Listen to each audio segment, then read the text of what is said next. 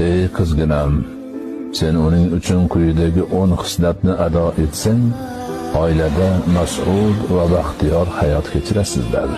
Hojangning moli va ashyosiga e'tiborli bo'l. Isrof qilma, avaylab asra. Chunki uning mol dunyosi senikidir.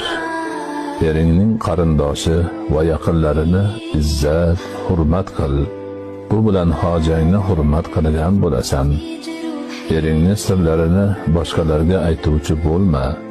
Uning ishonchini yo'qotasan. Hojangning amriga osiy bo'lma. Uning dinga to'g'ri keladigan barcha buyruqlarini ado qil.